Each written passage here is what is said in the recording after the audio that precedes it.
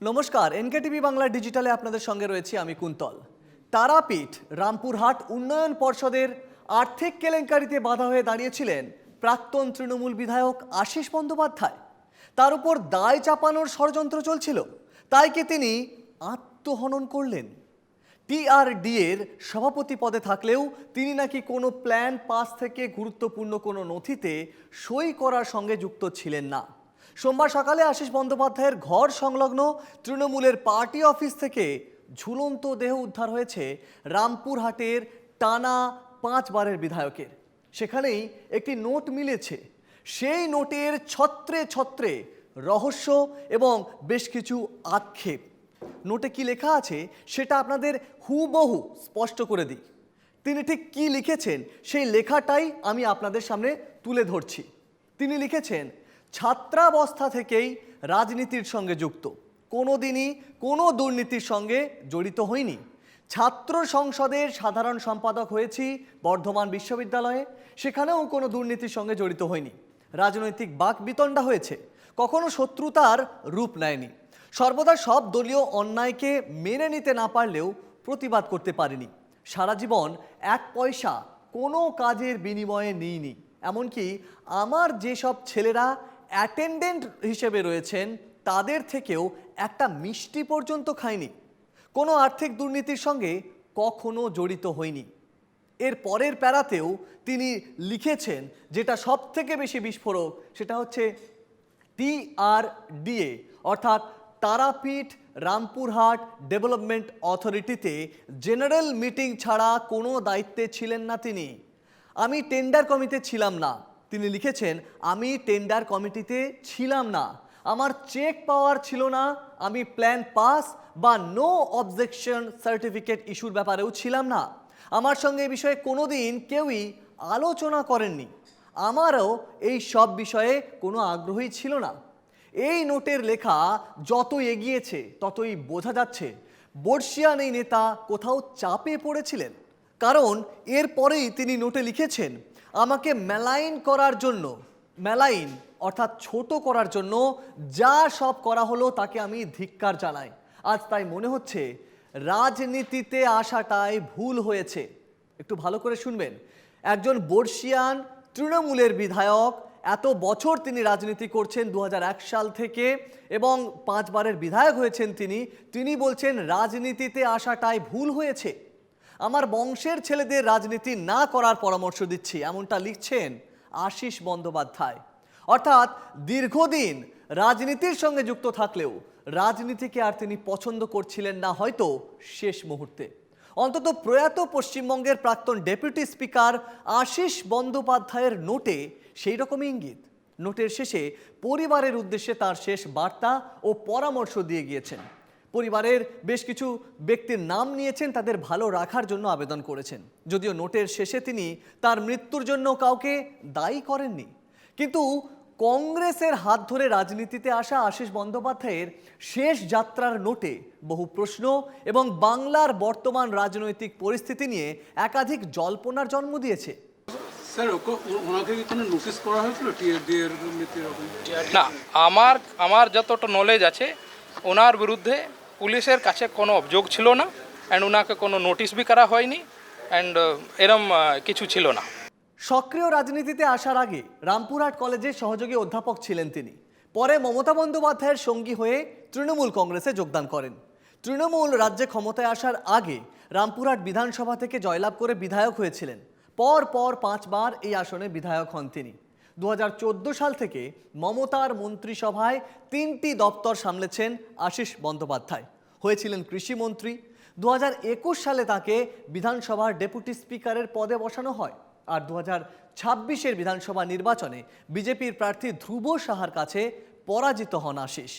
তারপর তাকে সক্রিয়ভাবে আর দেখা যায়নি রাজনীতিতে। তবে বর্তমানে মমতা বন্দ্যোপাধ্যায়কে ছেড়ে তৃণমূলের অপর গোষ্ঠী অর্থাৎ ঋতব্রত বন্দ্যোপাধ্যায়ের শিবিরের সঙ্গে ছিলেন আশিস বন্দ্যোপাধ্যায়। তার রহস্য মৃত্যুর পর সোশ্যাল মিডিয়ায় আশিস বন্দ্যোপাধ্যায়ের ফেসবুক পেজের ছবি দিয়ে তৃণমূল বিধায়ক কুণাল ঘোষ লেখেন, আশিস দাকে সেই শিবিরে যোগ দিতে চাপ দেওয়া হয়েছিল, তিনি দলীয় নেতাদের বোঝানোর চেষ্টা করেছিলেন যে মমতা দিদির নেতৃত্বে থাকাই শ্রেয়, যা আরও অনেকের মত। কিন্তু সূত্র মতে দুর্নীতির তদন্ত থেকে বাঁচতে সেখানে যাওয়া কয়েকজন আশিসদাকে চাপ দিয়ে তাদের সঙ্গে থাকতে বাধ্য করেছিল, এমনটাই মনে করছেন কুণাল ঘোষ। বীরভূমে আশিস বন্দ্যোপাধ্যায়ের রহস্যজনক মৃত্যুকে আত্মহত্যা বলে অভিহিত করা হয়েছে। এর নিরপেক্ষ তদন্তের দাবি করছেন কালীঘাট তৃণমূলের সঙ্গে থাকা বেলেঘাটার তৃণমূল বিধায়ক কুণাল ঘোষ। আর চন্দ্রনাথ সিনহা অর্থাৎ আশিস বন্দ্যোপাধ্যায় যেই জেলার বিধায়ক হয়েছেন, বিভিন্ন সময় মন্ত্রী হয়েছেন, তারই সহকর্মী চন্দ্রনাথ সিনহা, তিনিও তৃণমূল আমলের প্রাক্তন মন্ত্রী, তিনিও আশিস বন্দ্যোপাধ্যায়ের সঙ্গে ঠিক কী কারণে এই মৃত্যু হতে পারে তার রহস্য নিয়ে কিছু প্রশ্ন উত্থাপন করেছেন, কিন্তু তিনি এর পিছনে দুর্নীতির কোনো গন্ধ পাচ্ছেন না। উনি আঘাত পেয়েছেন। তারপরে আমি শুনলাম যেটা যে একটা উনি যে নোট দিয়ে গেছেন টিআরডি এর ব্যাপার নিয়ে, দুর্নীতির ব্যাপার। আজ পর্যন্ত আমরা এতদিন রাজনীতি করছি, আশিদার এগেস্টে একটা দুর্নীতির কোনোদিন কারো আঙুল তুলতে দেখিনি। বা হয়তো আশিদার রামপুরহাটে অনেকের সঙ্গে ঝগড়াঝাটি হয়েছে, অনেকে হয়তো আশিদার বিরোধিতা করেছে, কিন্তু দুর্নীতি নিয়ে আশিদার সামনে আঙুল তুলে বলেছে যে আপনার সঙ্গে দুর্নীতি করছেন, হ্যান করছেন, সেরকম কোনোদিন শুনিনি। কারণ জানি না, উনি একটা করেছেন, হয়তো একটু চাপা লোক ছিল না, কিন্তু হয়তো এখানে এই ক্ষেত্রে দেখলাম উনি এই জিনিসটাকে চেপে আর সহ্য করতে পারলেন না, প্রচন্ড মানসিক আঘাতে হয়তো ভেঙে পড়েছিলেন।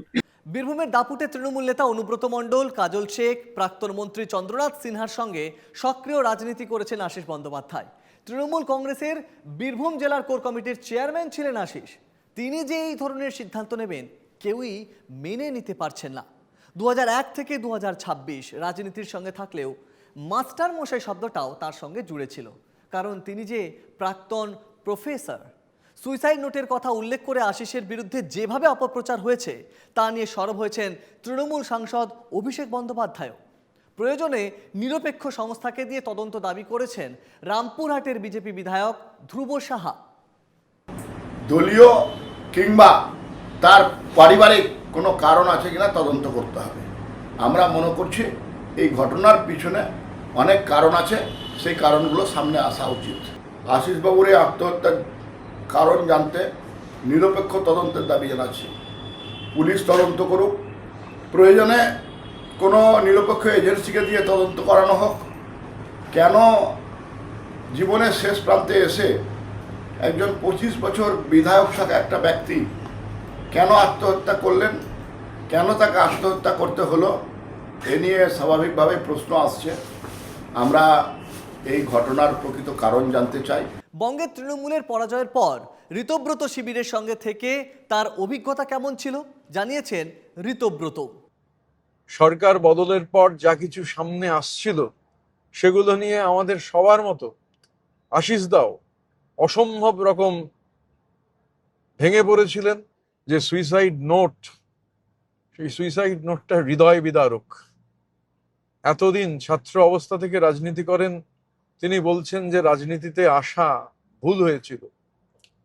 গত বেশ কয়েক মাস ধরে বিধানসভায় বা পার্টির মিটিংয়ে যখন ওনার সঙ্গে দেখা হয়েছে, নানান বিষয়ে আশিসদার যে আক্ষেপ তার সাক্ষী আমরা অনেকেই রয়েছি।